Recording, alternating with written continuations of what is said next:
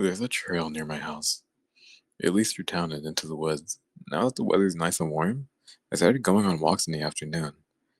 I just don't go into the woods anymore. You could almost tell when something was about to go wrong out there. The further you went into the woods, the rougher the trail became. Like no one bothered to maintain it. It was beautiful though. Everything grew free and unchecked. The trees towered overhead and formed a shady canopy above the trail, and the brush on either side was dense and tangled. You could never see very far in any direction. When I wandered out there, I left the rest of the world behind. And the weird, wild sounds of the forest were music to my ears. The rustling breeze and the singing birds.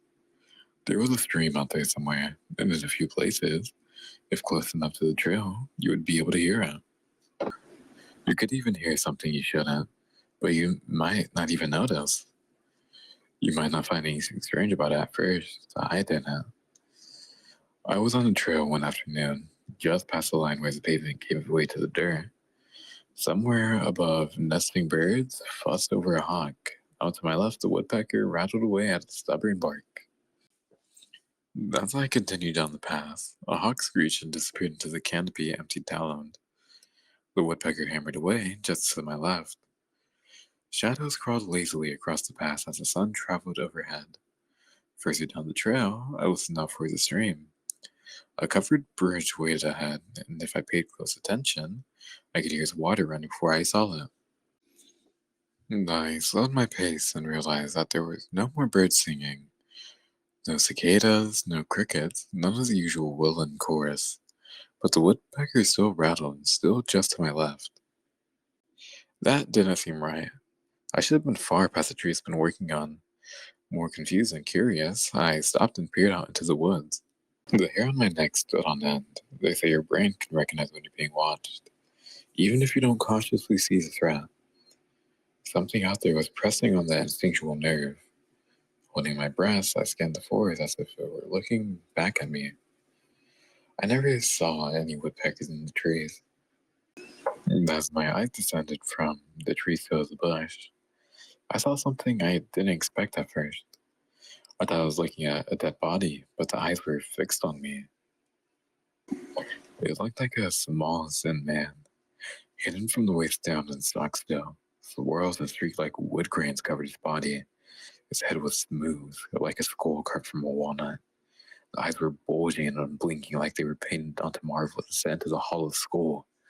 And the teeth were nearly human, yellow and worn flat. They were bare, and his lipless mouth open as if it was about to speak, staring back at me with those lifeless eyes. It chattered its jaw, sounded like a woodpecker rattling away on stubborn bark. I learned something about myself that day. In a fight or flight situation, it turns out I'm a flyer. I took off running, kicking up clouds of gray dust behind me. I looked back just once to see the wooden man duck into the bush. I couldn't see it anymore, but I had no doubt it was following me. As I scrambled back up the trail, I could hear an insistent rattle, just behind and to the side, keeping pace in the thickets and the tall grass when the paved trail was in sight. The bush was in, and I could catch awful flashes of the thing, whipping through the leaves and garnishing its teeth. I closed in on the pavement, and the chattering was right in my ear. With every stride, I felt like the noise was growing louder, and if the wooden man could breathe, I'm sure I would feel his breath right on my neck. Suddenly, I saw stars. A sharp sting seized me, and those yellow teeth clamped down on my ear. I took a swing to swat it away, but I lost my balance and fell. All I could hear was my heartbeat in my ears, as the asphalt greeted me like a cheese grater, skinning my knee and smearing blood across my palms.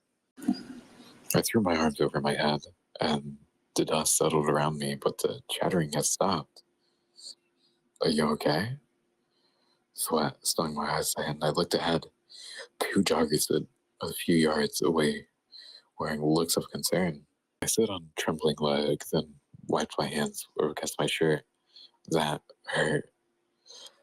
The joggers waited without saying a word, and I looked back down at the trail. There was no sign of the wooden man, just a single set of panicked footprints leading from the woods.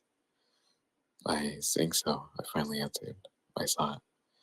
If I told them what I saw, they'd think I was crazy. I just overdid it. Your head's bleeding bad, they told me. I reached back to find a small notch in the cartilage of my ear. Oh, my paw seemed nervous some. I just scraped my ear, that's all. Once they were sure I wasn't seriously hurt, the joggers went on their way. I limped my way home and carefully cleaned my wounds. I spent the evening trying to make sense of what happened. The joggers seemed to see nothing unusual. Nobody ever said anything about a chattering man in the woods, but I was sure there was something terrible hiding along the trail, and now it had a taste of me.